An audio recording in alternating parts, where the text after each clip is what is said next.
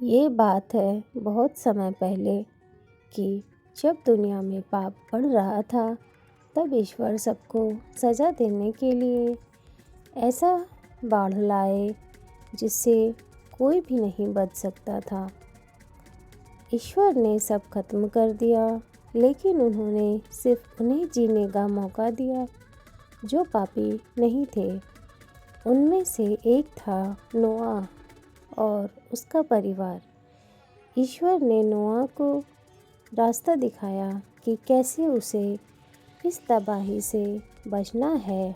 नोआ ईश्वर द्वारा बताए गए मार्ग पे चलकर सफलतापूर्वक अपने परिवार और अन्य जानवरों को बचा पाया। नोआ ने धीरे धीरे अपना परिवार बड़ा किया और उनके परिवारों ने और भी परिवार बनाए। इस तरह से इस दुनिया के लोगों की आबादी बढ़ने लगी। जैसे जैसे लोगों का परिवार बढ़ता गया, वैसे वैसे लोगों की लालच, ईर्ष्या, पाप आदि बढ़ने लगा। कुछ लोग खुद को भगवान की भांति समझने लगे थे। लोगों ने एक लंबा इमारत बनाने का सोचा, जो कि एक टावर होता। लोग उस टावर की मदद से स्वर्ग पहुंचना चाहते थे और कई लोग खुद को ईश्वर की जगह रखना चाहते थे। सब ने मिलकर उस टावर का निर्माण किया।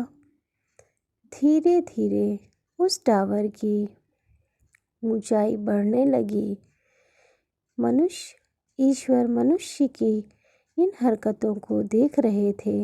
मनुष्य भी बड़ा विचित्र प्राणी है, जो बिना कुछ किए स्वर्ग में आना चाहता है, और कुछ तो खुद को ईश्वर समझने लगे हैं। ऐसे में ईश्वर ने सबको सबक सिखाने का सोचा। वे सब एक ही भाषा में बात किया करते थे। ऐसे कि ईश्वर ने सबकी भाषाएं बदल दी। ऐसा होने के बाद कोई भी एक दूसरे से बात नहीं कर पा रहा था।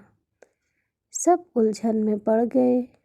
कोई भी किसी की बात नहीं समझ पा रहा था और ना ही कोई अपनी बात दूसरों को समझा पा रहा था।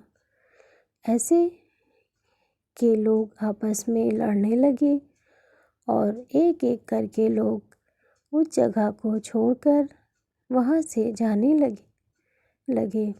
उस बाबेल के टावर को पूरा करने के लिए लोगों की ज़रूरत होती, लेकिन लोग वहाँ से जाने लगे थे। इस वजह से वह बाबेल का टावर पूरा नहीं हो पाया। इस तरह से ईश्वर ने फिर से सबको सबक सिखाया, और जब लोग उस जगह को छोड़कर जा चुके थे, जारेद और उसका भाई वहीं एक साथ रह रहे थे।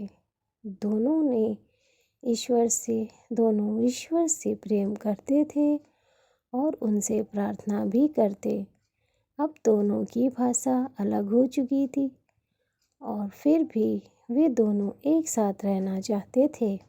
एक दिन जारेद ने ईश्वर से प्रार्थना की कि उन दोनों भाइयों की भाषा एक समान हो जाए, जिससे कि वे दोनों एक दूसरे से बात कर सकें और एक साथ परिवार की तरह रह सकें। ईश्वर ने उसकी प्रार्थना सुनी और उनकी भाषा एक समान कर दी।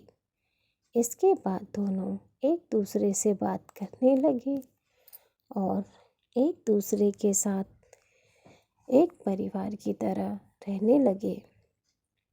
ये बात में चलकर ज़रेडिटिस कहलाए। इसीलिए कहते हैं कि हमेशा ईश्वर के बताए हुए मार्ग पर चलना चाहिए। इससे हम कभी गलत नहीं करेंगे। दोस्तों, अगर आपको मेरी कहानी पसंद आई हो तो मेरे चैनल को लाइक, शेयर और सब्सक्राइब ज़रूर करें। धन्यवाद।